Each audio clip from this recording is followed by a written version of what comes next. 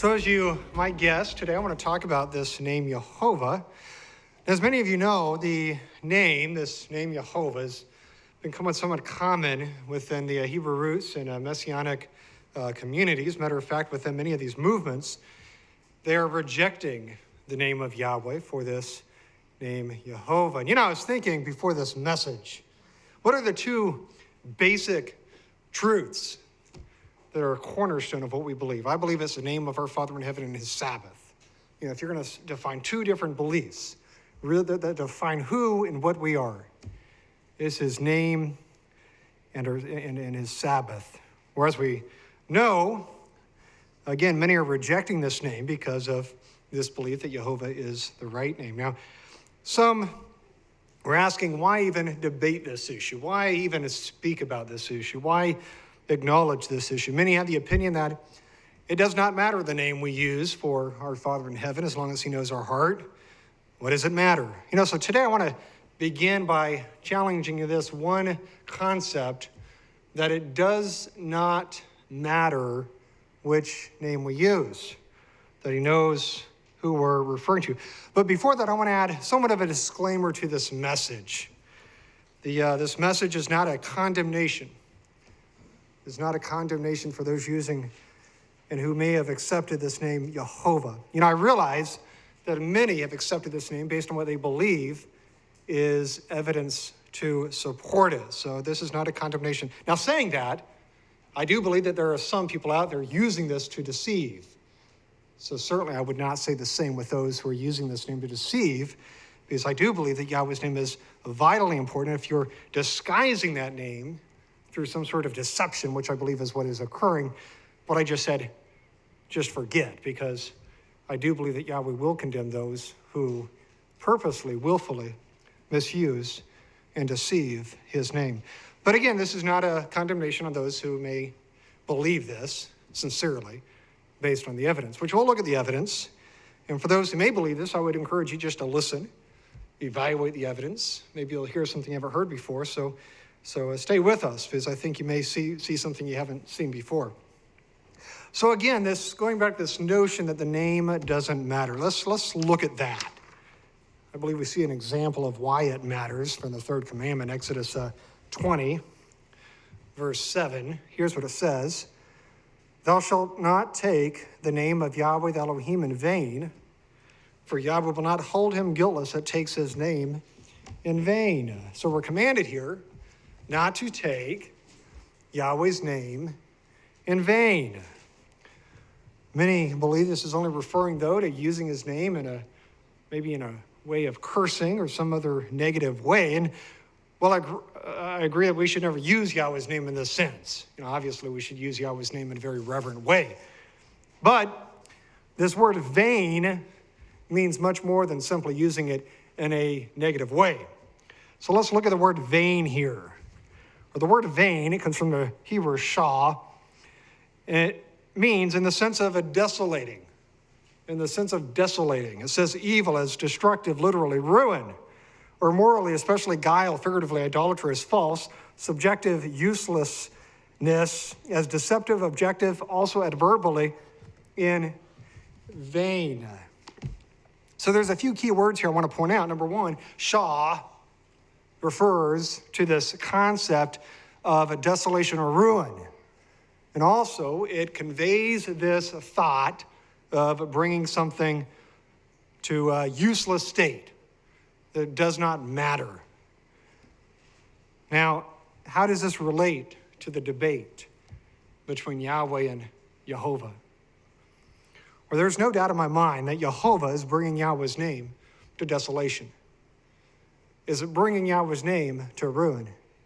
Is it bringing Yahweh's name to a point where it is useless because we are not hearing his name, because now it's been counterfeited by a hybrid? So the name Yehovah, I believe, is in direct violation of the third commandment. The name Yehovah is in direct violation of this commandment where it says, don't take my name in vain. Now, before I show why Yehovah is an erroneous hybrid, I want to, again, show and explain what those who advocate Yehovah say, why they believe this, what evidence they use to support this view. So to begin with, it's important to realize that the resurrection of this belief, Yehovah, is really the result of one man, Karaite Jew, who has, again, resurrected this with another fellow. He bases this belief on Hebrew Masoretic manuscripts that show and contain vowel points for Yehovah. So I want to say something real quickly. There is no dispute, by the way, that Yehovah exists within these Hebrew manuscripts. There's no dispute there. People will say, yeah, but they're in the Hebrew manuscripts. I agree. But as we'll see, the question is, how did they arise? How did this name develop? Matter of fact, recently I've heard that this person has supposedly now found 500 Hebrew manuscripts. He's really bragging about the number of Hebrew manuscripts. But, as I said in the past, show me 1,000. It does not change the debate. The debate is how this name arose. And we'll talk more about that as we go on. Now, another minor note is this person also says that the Hebrew letter wa, or wow, is actually a vav and should be pronounced as a V. He also believes that the W, or the wa sound, comes from Arabic. And, there's absolutely no evidence for this. But we're going to look at the V and the vav and the wow later in this message. So if Yehovah is not the right name, how did this name originate within the Masoretic text? How did this happen? How did this name evolve? Or this name come about when the Masoretes, now the Masoretes are Jewish scribes, added the vowel points from the Hebrew word Adonai to the tetragrammaton, which is, by the way, is Greek, means 4 letters. And the 4 letters is Yod, He, Waw, He. So they took the vowel points from Adonai, and we'll see that. I'll show you that. And they added that to Yod, He, Waw, He. And that is how we have Yehovah today. So let me give you some information about these Masoretes. It's important to realize who these folks are. According to scholarship, the Masoretes worked somewhere between the 6th and 10th centuries CE. So almost 1,000 years after the Common Era. Now, the main reason for the vowel pointing, and again, these are the folks that added the vowel pointing to the text, was to preserve the sound of the Hebrew language. Prior to the Masoretes, Hebrew had no vowels. Now, some will point out, which correctly so, that there were certain letters called vowel consonants that had vowel sounds or could have vowel sounds. But generally, or specifically speaking, there were no vowels within the Hebrew language prior to the Masoretes. The Masoretes added the vowel points as we have today. Now, there were 3 main locations for the Masoretes. You had Tiberias, which for those who know Jerusalem or Israel, it sits right along the Sea of Galilee in the north. You had Jerusalem, of course, and then also Babylonia. Babylon always had a part in all this. It's amazing how much we see Babylon after the exile. Now, the earliest Masoretic text we have today is called the Karaite Codex. This was written punctuated by Moses ben Asher and Tiberias. Again, Tiberias was one of the schools for the Masoretes. And this was done in 895 CE. So 9th century, 895 CE. Or what this means is that Yehovah is not found within any manuscript prior to the 9th century. It doesn't exist. You can look and look and look, but I can assure you now, there's no manuscript, not just Hebrew, there's no manuscript. Greek, Latin, Hebrew, Babylonian, Chaldean, does not matter. There are no manuscripts with this name, Yehovah. Does not exist.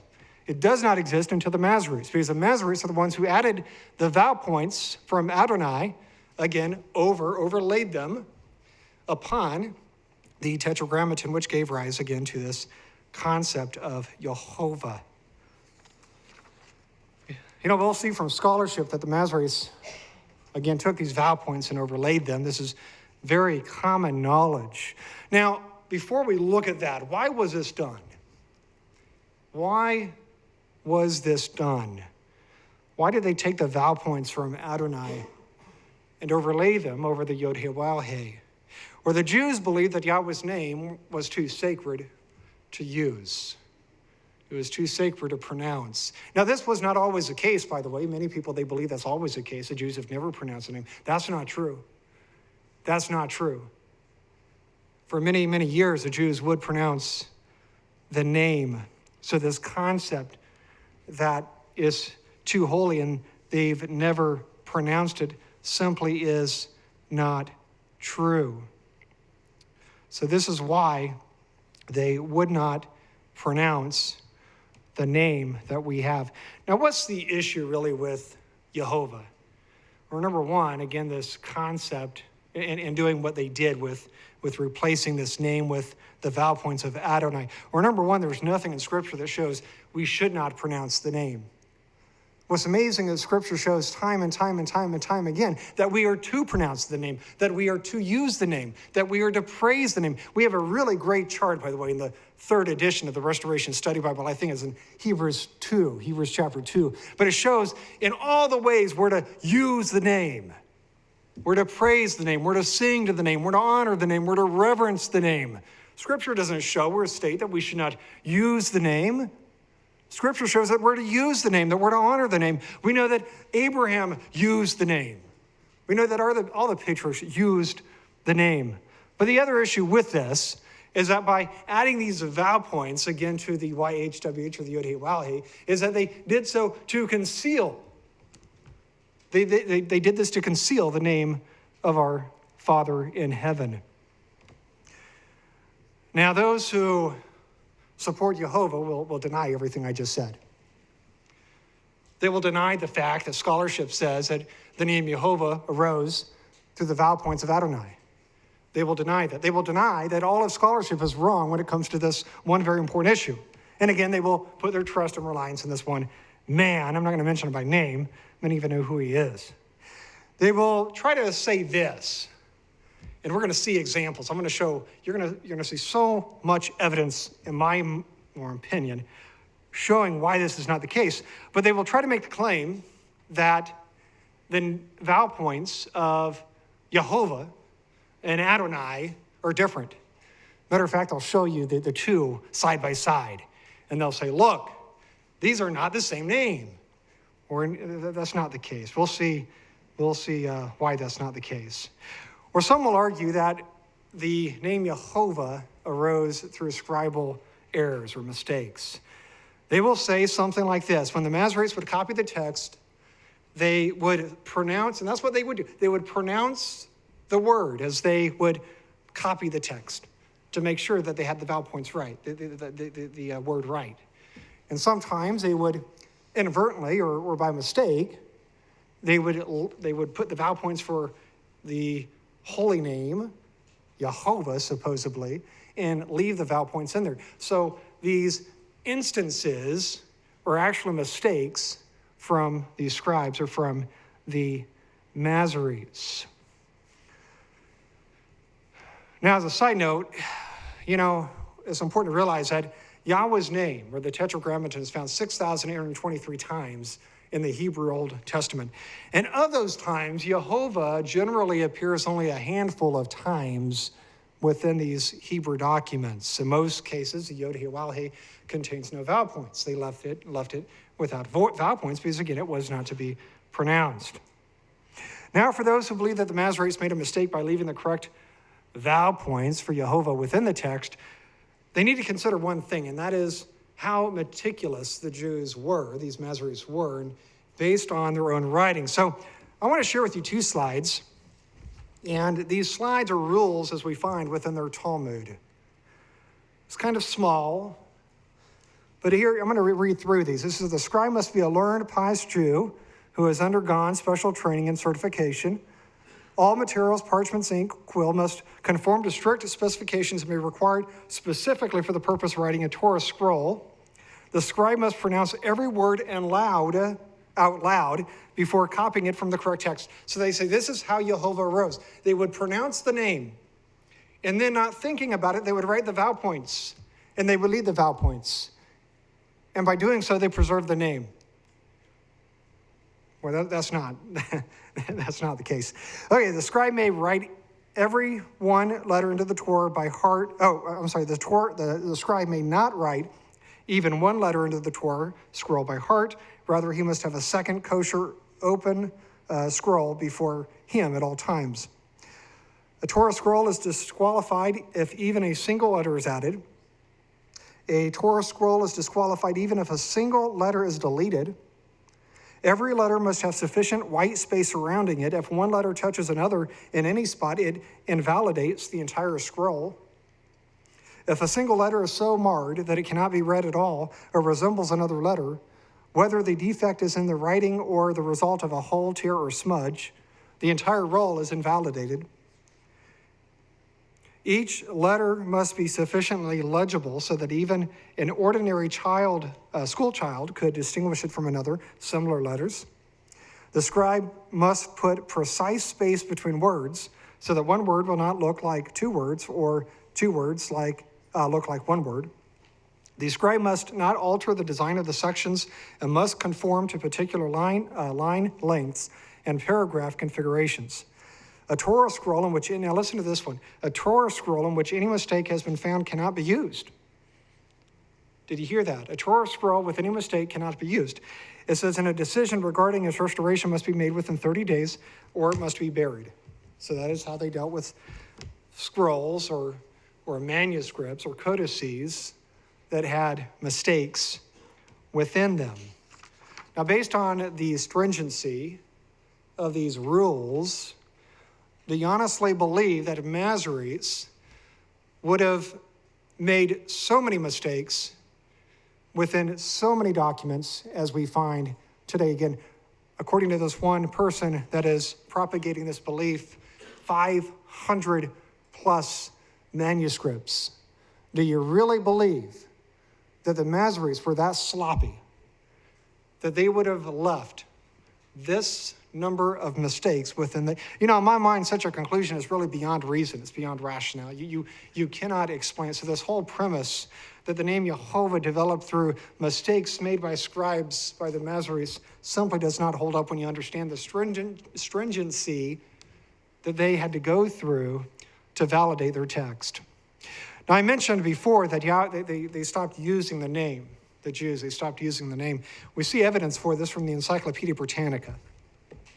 Here's what it says here in the Encyclopedia Britannica. After the Babylonian exile, 6th century BCE, and especially from the 3rd century, so we see two dates here, BCE, Jews ceased to use the name Yahweh for two reasons. As Judaism became a universal rather than merely local religion, a more common noun, Elohim, meaning God, tended to replace Yahweh to demonstrate the universal sovereignty of Israel's God over all others.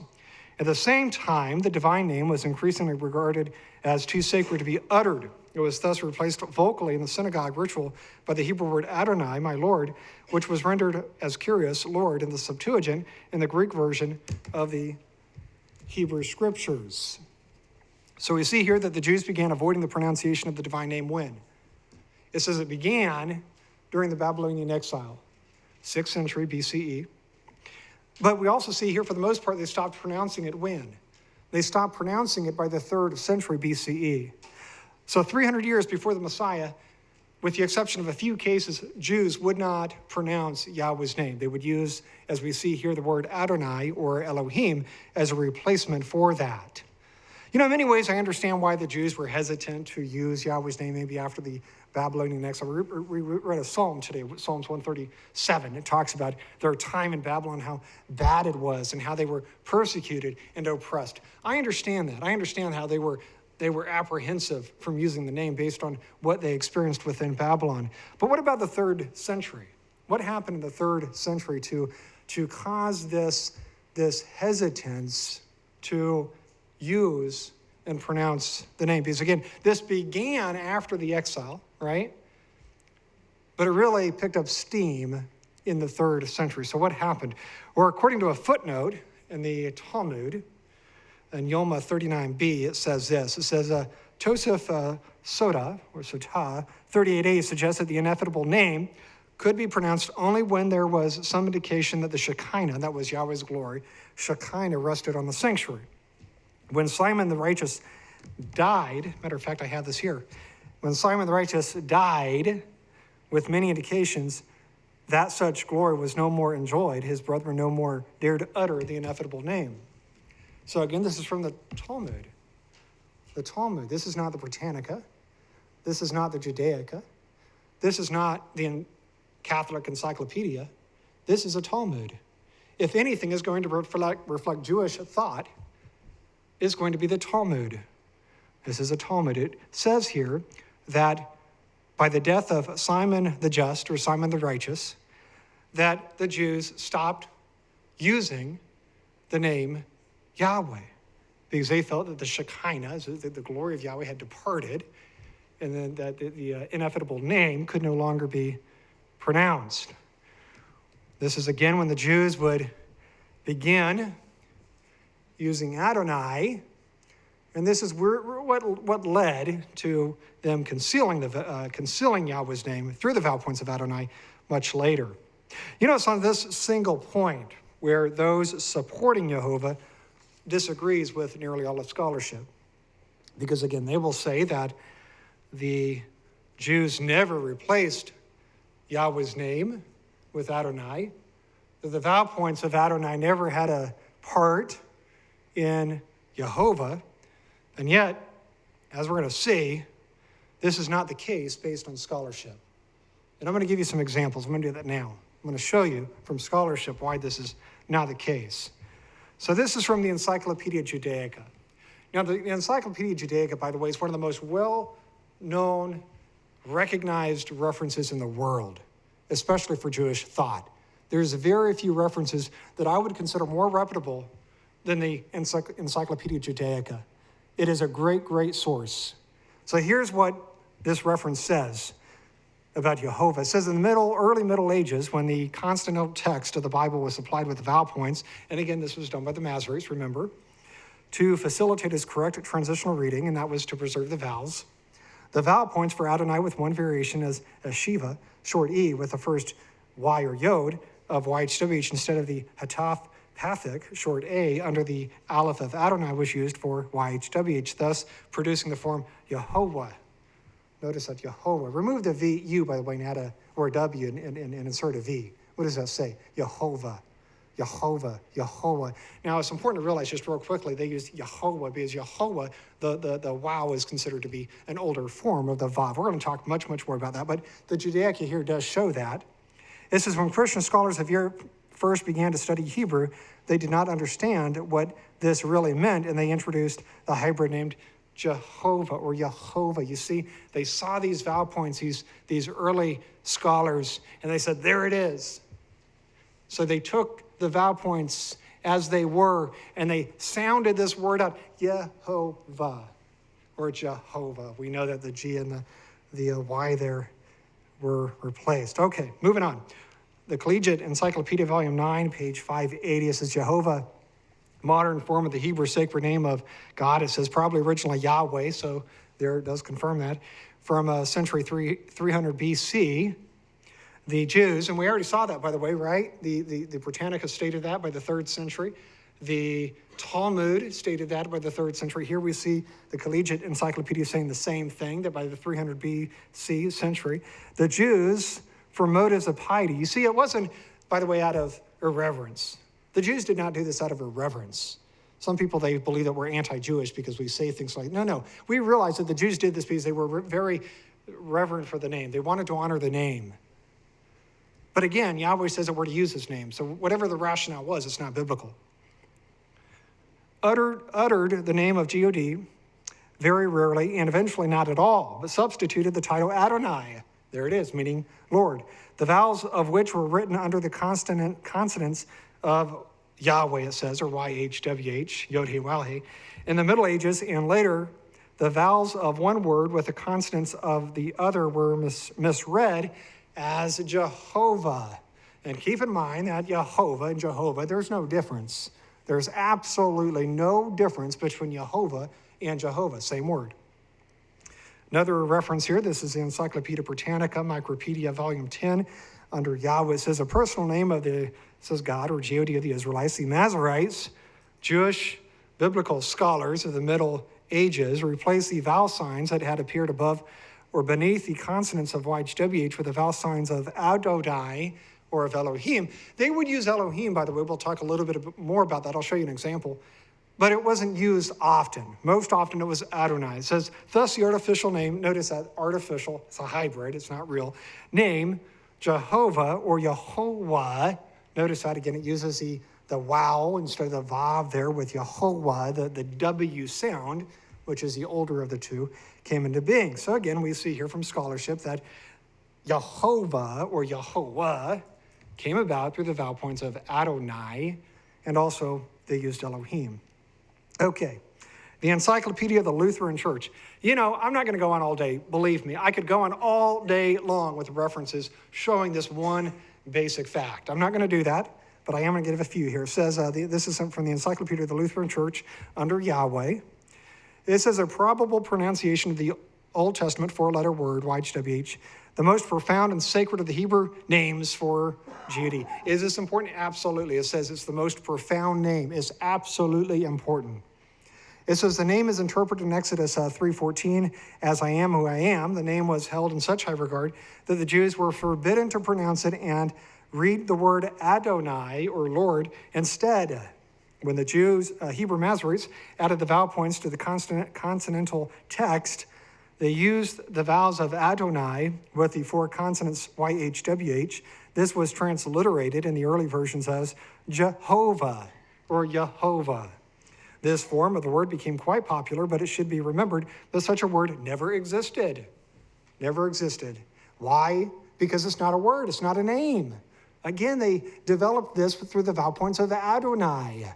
It's not a name, it never was, never will be.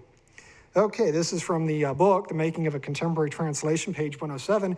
It says, in the Hebrew Bible, the Jews wrote the consonants of the tetragrammaton, again, tetragrammaton Greek, meaning four words, as YHWH, but out of reverence for the sacred name of God, or out of fear of violating Exodus 20, verse 7, again, that commandment there, Leviticus 24:16, they vocalized and pronounced it as Adonai, or occasionally as Elohim. So you see a second witness there that they would also use Elohim for the vowel pointing. It is unfortunate, then, that the name was transliterated into German and ultimately into English as Jehovah.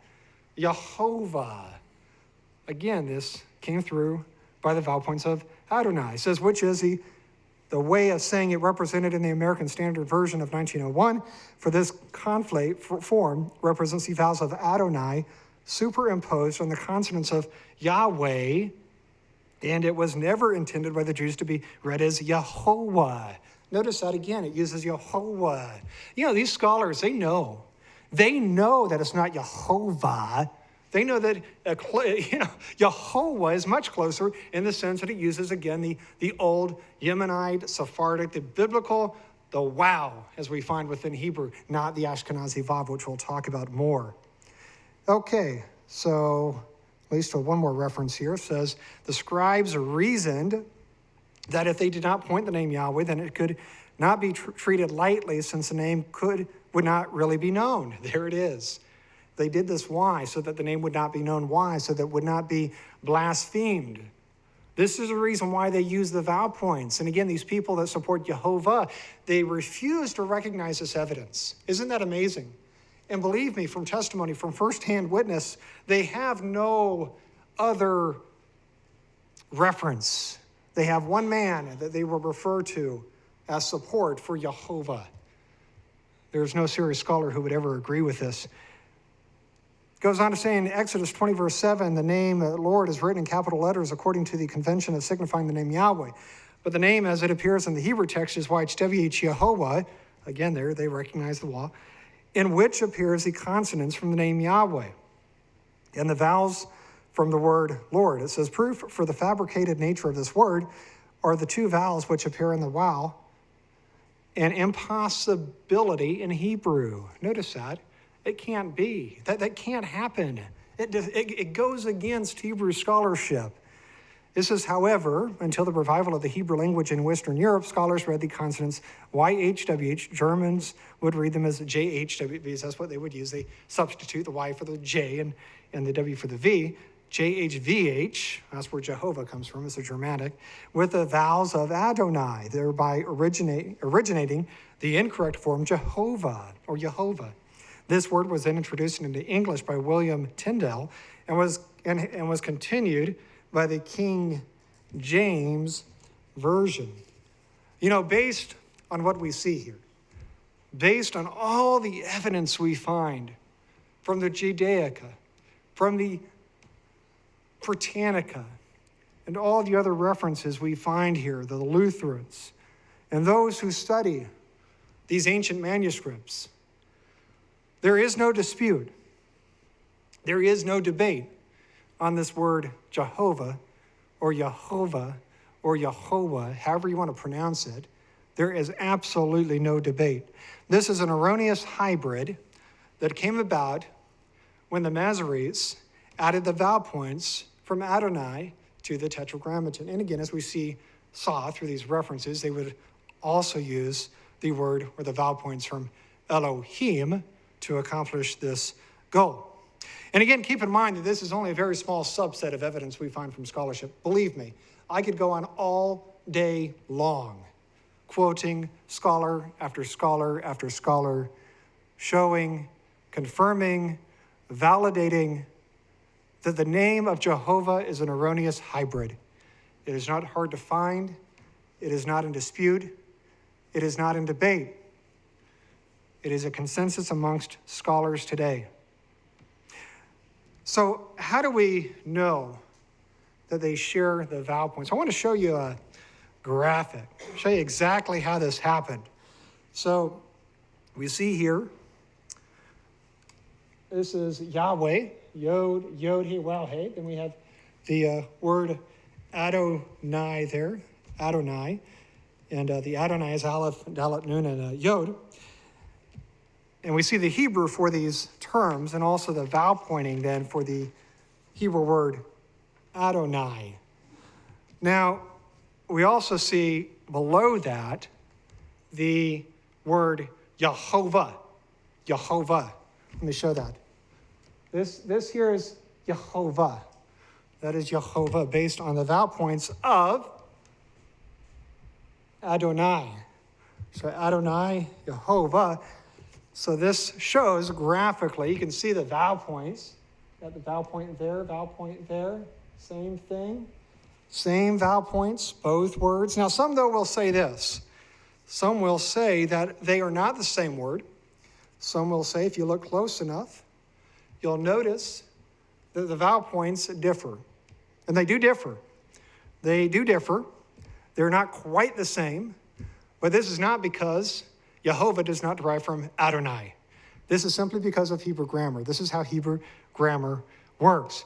Now I have a few slides. I want to share some information showing and explaining why this is based on biblical scholarship, biblical Hebrew, and biblical grammar, and not that this is not the same word. So let's do that. So by the way, here, this is called the compound schwa, and this is called a regular schwa. So those are the difference. That's the difference between Adonai and Yehovah. One has a compound schwa, the other has a regular schwa. So the first graphic here just sort of shows it says Hebrew grammar rules require that the compound schwa, that's what that symbol right here, is the compound schwa, under the Aleph, so this is Aleph of Adonai, to revert to a schwa under the Yod. So that's the Yod. Yod of YHWH, or the tetragrammaton Yahweh's name. Gutturals such as Aleph cannot have a vocal schwa. Cannot have a vocal schwa. So it has to do, again, with Hebrew grammar. Or another explanation here. This is from Wikipedia. It says vocalizations Yehovah and Adonai are not identical. So there it is. Acknowledges this fact. This is a schwa in YHWH, and the Hataf Pathic and Adonai appears differently. The vocalization can be attributed to biblical Hebrew phonology, where the Hataf Pathic is grammatically identical to the schwa, always replacing every schwa under a guttural letter. Since the first letter of Adonai is a guttural letter, while the first letter of Yahweh, or Yehovah, I should say, based on the vowel pointing, is not. The Hataf Pathic under the guttural Aleph reverts to a regular schwa under the non-guttural Yod. So basically, it's this. Yod is a non-guttural. Aleph is a guttural sound. Based on biblical Hebrew, the Aleph prefers the compound schwa. That's it. That's how you, and every Hebrew scholar would recognize this fact. I believe even this person who's propagating this belief probably knows this. He probably, now just in case, I know this is from Wikipedia. I'm not a real big fan of Wikipedia. So what I did is I sent this information, this explanation to a professor, Stephen Fasberg, PhD. I'm going to talk a little bit more about him later, but he teaches at the Hebrew University of Jerusalem, biblical Hebrew, in the Hebrew language department. So this guy is the cream of the crop when it comes to professors. I sent this to him. He says, yes, that is right based on biblical Hebrew, this explanation. So there's a second witness to this explanation. It has to do with guttural versus a non-guttural, and a compound schwa versus a regular schwa. It's the same word, though. It's the same vowel points. Okay, I want to show you a video. It's about 5 minutes. This person is Dr. William Bart. He teaches, or taught, he's semi-retired now, but he taught at the Master's Seminary, and he taught Hebrew and Introduction to Hebrew 1 and 2 and Exegesis and some other courses. So anyway, I want to show a very small clip. It's about 4 to 5 minutes, and he explains from a grammatical standpoint why and how the word Yehovah or Jehovah arose. So bear with me, and I'm going to start that now.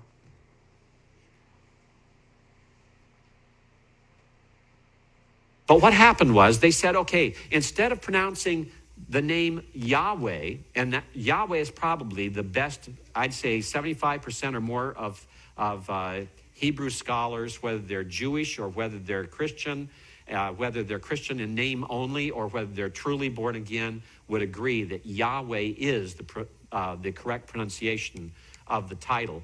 But they decided that they would pronounce it with the name Adonai. Adonai means Lord. Literally, it means my Lord. But the my is no longer really considered a part of it. It's kind of like a fossilized part of it. And it's literally my lords. It's a majestic plural, a plural of majesty. And so Adonai means Lord. This is this way. In our English Bibles, this is translated this way with capital letters. It sounds the same. Well, that started with the Alexandrian Jews in Egypt, who then translated the Septuagint, which is the Greek translation of the Old Testament from the Hebrew to Greek, about 250 years before Christ. And they used, for this title, they used the Greek kurios. And so this came across into Christian circles the same way. This is why in the New Testament, even when the Old Testament is being quoted and the name Yahweh is in the original Hebrew text, the New Testament, because in 80% of the cases where the New Testament is quoting the Old, it's quoting from the Greek Septuagint, you'll see kurios used, and so it's Lord. So this was used. So how did they signal this? Well, they said, okay, let's take this vowel here and put it here. Let's put this vowel up here, and let's put this vowel here. Now, if we do that, number one, this is a violation, isn't it? Why does this have a compound schwa? 3 rules of the gutturals. Refuses doubling, prefers compound schwas, prefers A-class vowels. And the Aleph prefers a compound schwa. Well, with the yod's not a guttural, so that's not needed. All right? So it switches down to a schwa. Now, pronounce this. Yehovah. Jehovah. Jehovah. That's where the title or name Jehovah comes from. Jehovah is a name that does not exist. He was never known as Jehovah. All that is a title that is made up by combining the vowels of Adonai with the letters for Yahweh, and those vowels are put there so that Adonai would be said rather than Yahweh. And so someone has then decided to create a name out of that, to pronounce it, ignoring the whole purpose of this, the way it's written. And you'll see in our text here on the screen that the holum has dropped out. Why? because they began to recognize if you put a vowel with every one of the consonants, that it no longer is taken by some who don't have the learning as being a name or a word to be pronounced that way. That's how Jehovah came or rose. And so they take off the holum so that all you have is two of the three vowels as a clue to say Adonai rather than to say Yahweh. Okay, so that's why up here you have Yahweh pointed with a schwa under the yod and a comets under the wow. And that's a signal to pronounce it rather as Adonai. And today, modern Jews will use Hashem instead because they don't like this confusion in what's called any more than we like it. And so they use Hashem. What's Hashem mean? The name. The name. It's a reference to Yahweh. The name. All right? So they'll just say, Asa Hashem et Hashemayim. And so it's not pronounced. Now, we will pronounce it. Okay. Now, I don't know about you, but I really found that video enlightening. The way he explained the vowel pointing, he showed how this name occurs. So, again, what was the difference? You have a guttural, non-guttural, right? The aleph within Adonai is a guttural. The yod within Yahweh is a non-guttural. You have a compound vowel, because that's what gutturals require, the aleph, under the word Adonai. And then you have a regular schwa under the tetragrammaton, under the yod. But again, this is because of Hebrew grammar. This does not prove that they are two different words. This does not prove that Yahweh, or I should say Yehovah, did not come from Adonai. Once you understand the Hebrew grammar and how that works, you realize how, again, this name arose and why we see differences between the vowel points. It has nothing to do with the fact that they're two different words. Nothing to do with this lie, this deception that Yehovah is not formed through the vowel points of Adonai. This is how Hebrew works. So those who propagate Yehovah are either doing so because they don't understand the Hebrew language, or they understand it and they're trying to mislead. And believe me, I think there are people out there that certainly understand that, again, there's a difference in a guttural and a non-guttural, and there's a difference in vowel pointing based on Hebrew grammar for this reason, but they choose to deceive because they rather push this Yehovah to conceal the name of our Father in heaven. You know, this is an example, by the way, why it's so important that we study and prove these things out. So important that we look into these matters. You know, again, if not for us understanding that there's a difference in vowel points and how they work between certain letters, we would not understand why Yehovah looks different from Adonai. They're very close, but again, there is a slight difference with the vowel pointing. But again, that's explained through the grammar, and that's the way Hebrew works. Now, another issue with Yehovah, and this is a major, major issue, is that we find different pronunciations within these codices, within these ancient Hebrew documents. I want to share two examples with you today. The first one is from the Leningrad Codex. Leningrad Codex dates to about 1008 CE, so 1,000 years, by the way, after the Dead Sea Scrolls, 1,000 years.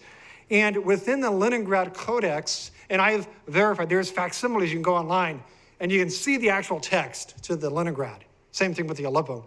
And you can actually see the difference in vowel pointing. So I've validated this already. And if you don't believe me, go out online, look for the Leningrad Codex, look at these passages, and you'll see the vowel points are different. So let me show you an example here. So this is variations of the tetragrammaton within the Leningrad Codex. So you can see here, maybe hard to see from the audience, but there's different vowel points here. Now, based on those different vowel points, the approximate transliterations or renderings would be this: Yahweh, Yahuwah, Yahui, Yahuwai, Yahuwi, Yahweh. Now, I'm sure I had some of those a little bit off, but you can see it's not the same, right? There's distinctions in the spellings, I just lost my PowerPoint. There's distinctions in spellings between these instances of the tetragrammaton. And notice also, we have a passage here. So if you want to take a photo of this, go online, do a search for Leningrad Codex, and then look at each one of these. This is there, it's online. And you're going to see this. And by the way, so the first two examples here, based on the evidence, is likely from Adonai. The others are likely from the word Elohim. The third and fourth are for sure from the Hebrew word Elohim. So you can see instances of where they would use Elohim and also Adonai within these instances. Okay, there's one more example here. This is, there it is. This is the Aleppo Codex, and the Aleppo Codex dates to about 930 CE.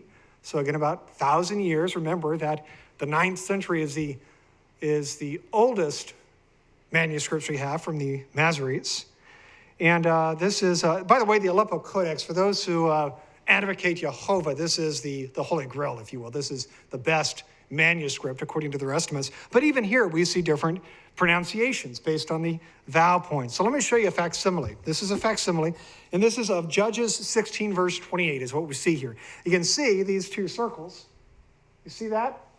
Those circles represent the Yod, He, Waw, He of Yahweh's name. Now, based on the vowel pointing, the approximate rendering, the best I can come up with anyway, is Yahweh and Yehovah. So that is the rendering, that the transliteration, if you will, if we would take this into English. And we also see here again that the first one, Yahweh, is from Adonai. You can see the vowel points of Adonai there. And the second one, it looks like, is from the word Elohim, the vowel points from Elohim. So here's two different spellings based on the vowel points within the prized, the beloved Aleppo Codex, showing that Yehovah is not the only spelling we find based on these Masoretic vowel points. As I said, Elohim is also used, and by the way, it's used most often when Adonai and Yahweh appear either side by side or very close together. That way it doesn't read something like Adonai, Adonai. Instead, it would read Adonai Elohim. It's just redundancy. That's the only reason they really use this. And by the way, we find many, many more discrepancies in other codices besides the Leningrad and the Aleppo. We can probably turn the lights on, by the way. So we find many, many examples beyond these two codices with these same discrepancies. Now, let me ask you, if you base your pronunciation of Yahweh's name or the tetragrammaton based on the Masoretic text, how do you reconcile these discrepancies? How do you reconcile the fact that we don't see one rendering of the tetragrammaton, but we find many, many different renderings of the tetragrammaton based, again, on the Masoretic text? As we already saw, as we saw in the Leningrad Codex, we have Yahweh, Yahuwah, Yahui, Yahuwi, and Yahweh. So how do you choose? How do you choose between those six? And let's throw in Yehovah in there. How do you choose? Well, let me tell you, you can't. You can't choose. Since there's multiple pronunciations, there's no way of knowing which pronunciation is right based solely on the Masoretic manuscripts. And again, the problem is there's no scholarship beyond these Masoretic texts. You know what's amazing? If you ask those who support Yehovah, please show me one scholarly reference, PhD, encyclopedia, something forming this same conclusion based on the same evidence. You will get no answer, because there is no answer. But again, what do you do when you have multiple spellings based on these Masoretes, based on these Masoretic texts? You can't use the Masoretic text to determine and decipher the name. We find many, many examples of different spellings for the holy name, for the sacred name, for the divine name. You cannot use the Masoretic text to uncover the pronunciation of the name. It simply doesn't work. Now, there's another issue with Yehovah, and that is the V. Now we know that V within Yehovah comes from the sixth letter of the Hebrew alphabet. This is known as the vav, this modern day Ashkenazi Hebrew. Now, according to Hebrew linguists, Hebrew scholars, they say the vav was originally a wow, and pronounced as a W. For example, here's what we find from Edward Horowitz in his book, How the Hebrew Language Grew. It says the sound of wow a long time ago wasn't vav at all, but W, and W is weak. The Yemenite Jews of Arabia who retained an ancient, correct, and pure pronunciation of Hebrew still pronounce the wow as W, as does Arabic, and a close sister language of Hebrew. So according to what we see here, the vav was originally a what? It was originally a wow. And the wow was originally pronounced how? It was pronounced as a soft W, a soft W.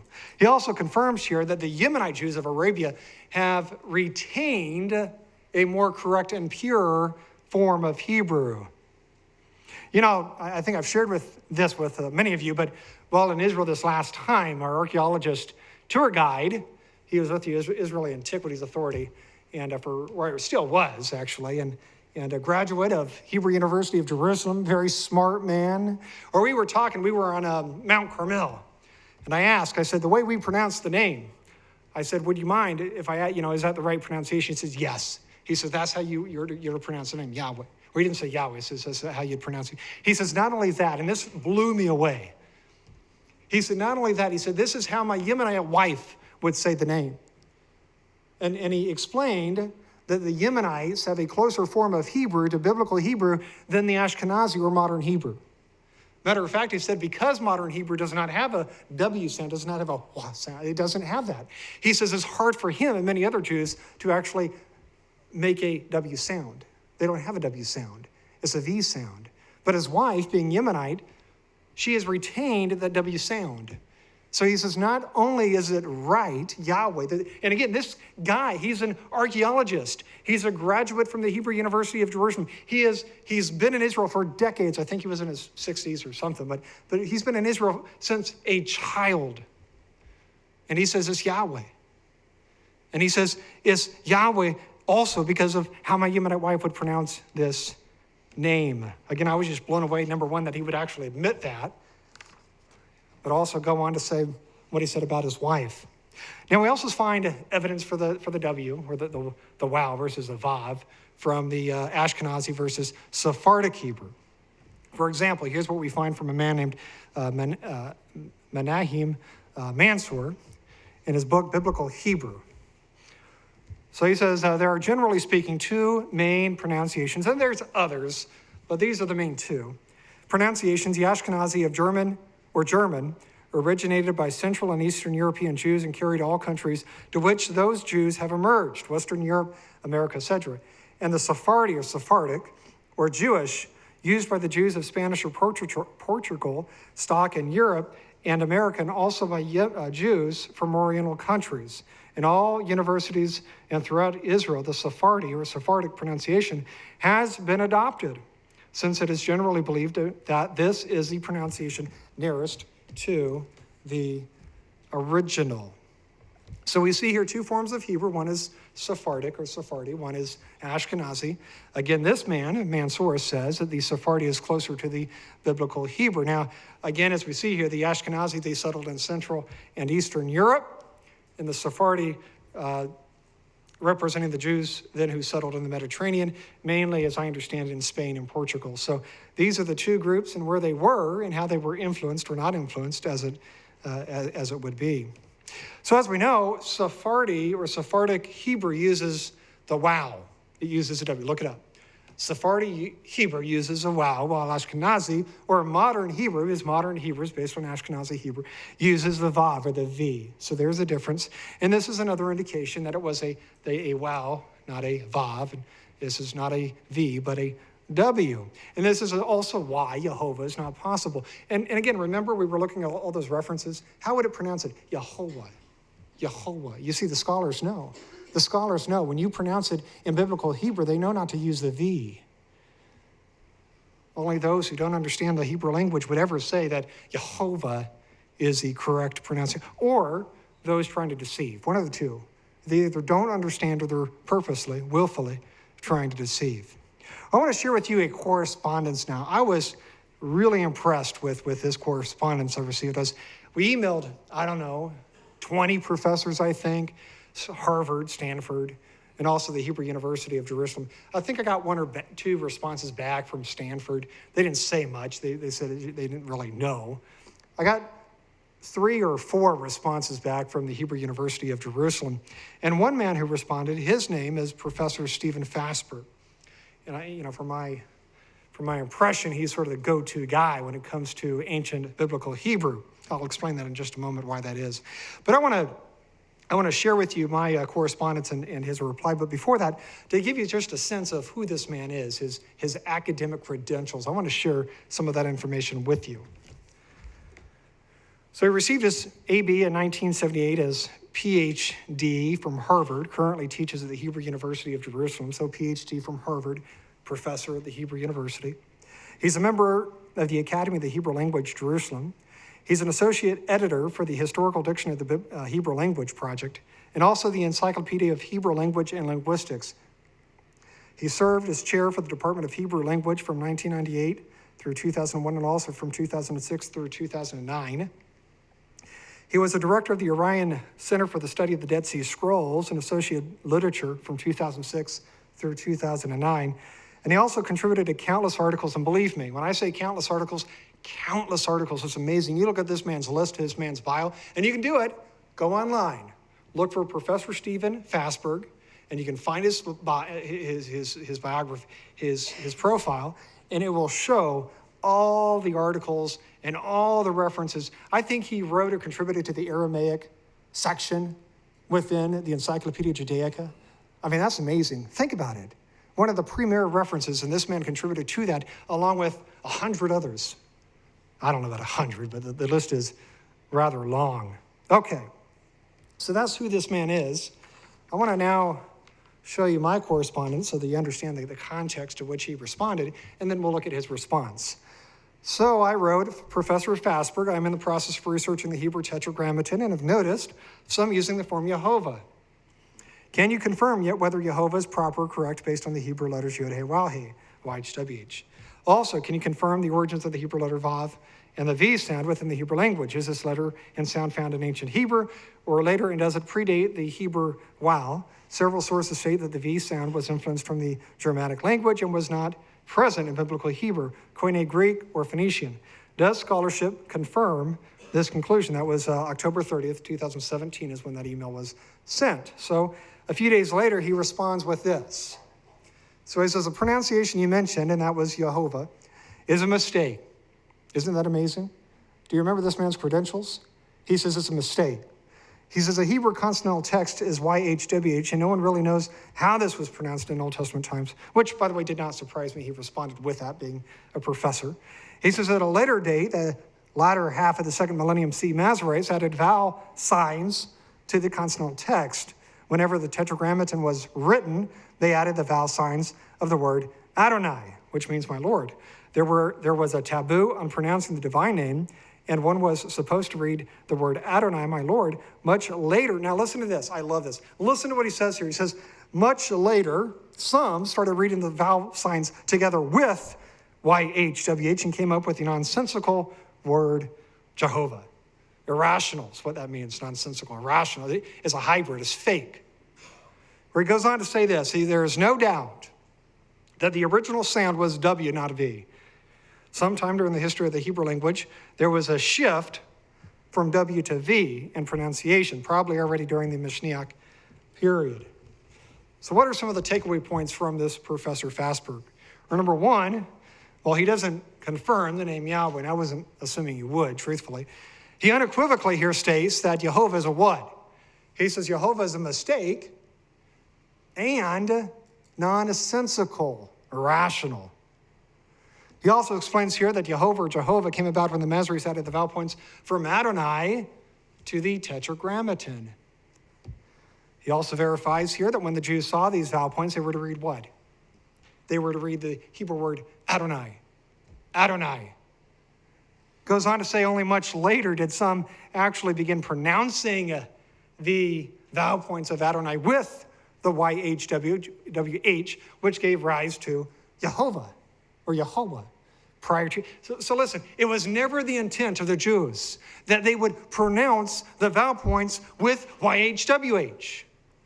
So not only is Yehovah wrong, the people pushing this don't understand the old tradition. They're not even following their own tradition right. Now, again, keep in mind this man's credentials. Not only does he have a PhD from Harvard, not only is he one of the leading professors within the Hebrew University of Jerusalem, but he has contributed to so many references. You know, considering what we've already read from scholarship, and now what we see here confirmed through this Professor Fasberg, you know, it's amazing how people can still deny this. How people can still deny this and then point to one man who is neither a scholar in my mind nor a believer in the Messiah. And yet they do by the groves. They just follow this man like nothing I've ever seen before. It's just amazing. Now, in addition to confirming that Yehovah is a mistake and developed the vowel points of Adonai, we also see here that Professor Fasberg acknowledges another important truth, and that is that the wow predates the vav. In other words, the W predates the V. According to Fasberg, there's no evidence for the V or the Vav until the Mashiach period. The Mashiach period corresponds to about the 1st and 3rd century CE. Remember we say about 1st century is the Mashiach period. So before this, before the Common Era, there was no V, he says. There's no evidence for a V anyway. The time where we see the V within Hebrew is in the Mashiach period, not before, not according to Professor Fasberg, and not from anything else I've seen. Nearly all scholars say that biblical Hebrew, again, had the wow, had the W, based on the Sephardic, based on the Yemenite Hebrew. So this claim that the Vav predates the wow or the W came from Arabic, it's just wrong. There's absolutely nothing from a scholarly stance that would give credence to such an idea. There's no evidence to support it. I want to move on now and talk about why we believe, and I know I'm going long, I do apologize for that. I knew I would. I should have warned you beforehand. So I want to talk a little bit about why we believe Yahweh is the right pronunciation. I'm not going to dwell on this because this message really is focused on Yehovah or Jehovah, but I'm going to read a few references showing the evidence for this. So I'm going to go through this a little bit quicker. So this is from the Encyclopedia Judaica. It says the true pronunciation of the name YHWH was never lost. Several early Greek writers of the Christian church testified that the name was pronounced Yahweh. So there's evidence from the Judaica, again, one of the most premier sources within Judaism today, and it says that the name is pronounced Yahweh. The Encyclopedia Britannica, 15th edition, volume 10, page 786, says early Greek writers, such as Clement of Alexandria in the 2nd century. Now keep in mind, 2nd century, that's like 700 years before the earliest Masoretic text. Isn't that amazing? It says Alexandria in the 2nd century had used the form Yahweh, thus his pronunciation of the tetragrammaton was never really lost. Greek transcriptions also indicated that YHWH should be pronounced Yahweh. So there it is, based on the Greek, based on documents 1,800 years ago, they're saying it's Yahweh. The pronunciation of Yahweh, this is from Erdman's Bible Dictionary. The pronunciation Yahweh is indicated by transliteration of the name into Greek in early Greek Christian literature in the form of I-A-O-U-E, Clement of Alexandria, or I-A-B-E, Theodoret. By the time Greek, now it says B, had the pronunciation of V. Of course, we know the V was more of a W. Strictly speaking, Yahweh is the only name of Judah. In Genesis, wherever the word Shem, or name, is associated with the divine being, that name is Yahweh. So here in the Greek, real quickly, we have the iota, alpha, omicron, upsilon, and epsilon. These form the name Yahweh when you sound them out. Yahweh, Yahweh. So if you sound them out, you get Yahweh according to scholarship and according to, we can even look at the sounds ourselves. We have the Greek letters. That's all we need. We have the Greek letters. We now have the Greek sounds. We can sound these out. Now there's another section of evidence I think is important to recognize, and that is the Nag Hammadi, or these Gnostic writings. This is from Dr. Meyer, the Nag Hammadi Scripture, Secret Book of John. It says, Elohim and Yahweh, two names of God in the Hebrew Scriptures. Yahweh is the name of God based on the tetragrammaton, the inevitable four-letter name. So this is Gnostic. And this Gnostic source, by the way, goes back to the time of Erroneous, which goes back to about 2nd century CE. So a very, very old document. Same thing with same time frame as Clement of Alexandria. Now, we may see evidence, and I say maybe, is I can only find it once. I like to find things more than once. But I will share it. Haley's Bible Handbook says this. It says, Sayce announced, 1898, that he had discovered on 3 separate tablets in the British Museum of the time of Hammurabi, 18th century BCE, by the way, 1,800 years before Yahshua came. It says the words Yahweh or Yahweh is God or G-O-D. Yahweh. Or how do you think that was pronounced? Jah. We know the J there doesn't exist, right? There's no J in Hebrew. So we know it's not J, it's Y. Yahweh. Yahweh. Isn't that amazing? 1,800 years before the Messiah came, we find evidence from these tablets in the British Museum, according to Haley's Handbook, confirming that the pronunciation is Yahweh. Yahweh. Now, I want to look at one more reference here. This does not have the full name, but it's really interesting. This is a manuscript from the Dead Sea Scroll collection. It's actually a Septuagint fragment going back to the 1st century. And you can actually see, now remember, prior to the 9th century, there are no vowel points. So the Hebrew documents prior to this, Dead Sea Scrolls, there's no vowel points. I know some of these people are saying, or look, you can find Yehovah in Dead Sea Scrolls. That's nonsense. That's nonsensical, as Professor Fassberg would say. There's no evidence in the Dead Sea Scrolls for Yehovah. There's no vowel points.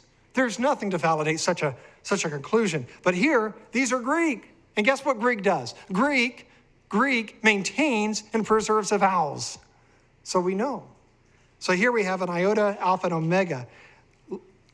That pronounces Yah, or Yahu maybe. Yah. 1st century. So we see here evidence when? We see evidence from the 2nd century from both Christian sources and also Gnostic sources. And let me say this real quickly about these two references.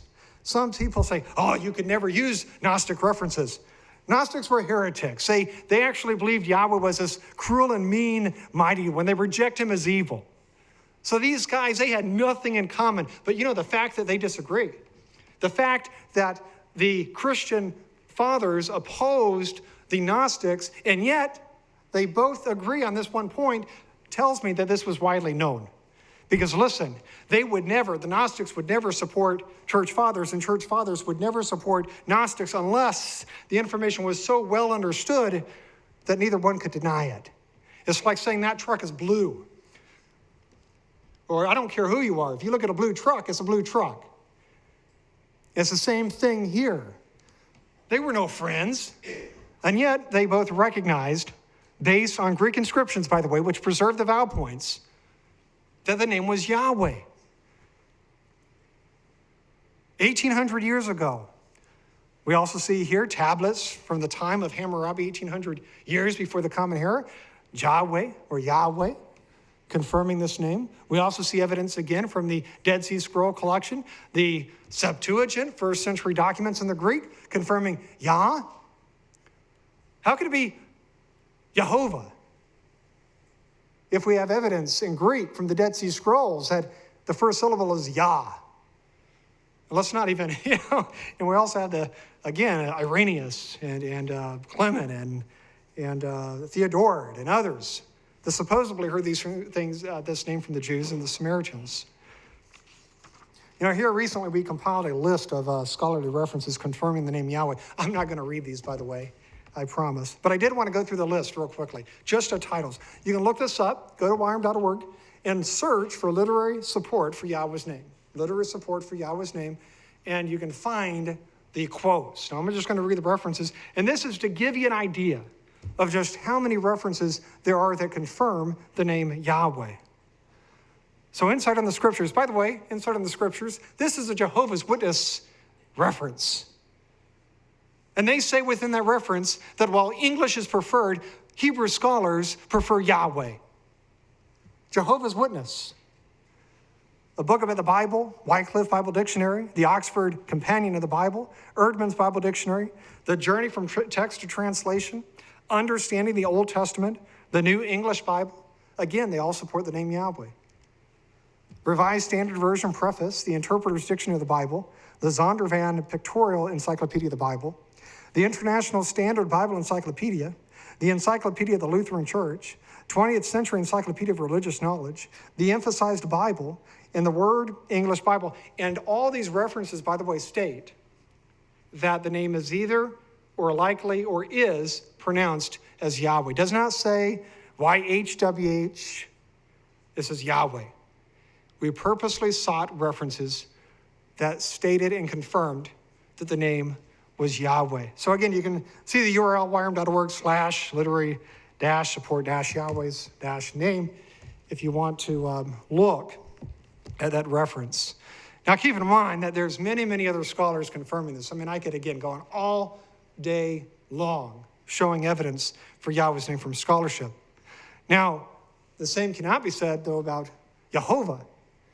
You know, I've challenged some of these folks who believe in Yehovah. I said, show me one scholarly reference, PhD paper, research paper, encyclopedia, dictionary. I have yet to receive any other reference besides to this one Karaite Jew who they refer to for all evidence. Not a single other, or I shouldn't say other because I don't consider this person as, not other scholar. I cannot find one scholar to look at the evidence, these Hebrew manuscripts, these codices, with these vowel points and come to the same conclusion as they're coming up with. Why? Because scholarship disagrees. Scholarship doesn't agree with this. Scholarship shows across the board that Yehovah, Jehovah came about through the vowel points of Adonai. And as we've already seen, you know, I believe that this is a third or a violation of the third commandment. Yahweh says, don't take my name in vain, which can also mean to bring it to nothing, to bring it to ruin, to bring it to destruction. We're not to bring Yahweh's name to destruction. And when we replace Yahweh's name with a known hybrid, with an erroneous hybrid, we are bringing that name to destruction. So is this worth the debate? Yes, it is. This is absolutely worth the debate. This is worth defending. Yahweh's name, again, there are two important truths that I see. One is Yahweh's name, and one is a Sabbath. And they're both worth defending, especially against a counterfeit, a hybrid, that you can prove through scholarship existed for the sole purpose to hide and to conceal the name of our Creator. So I will not apologize for that.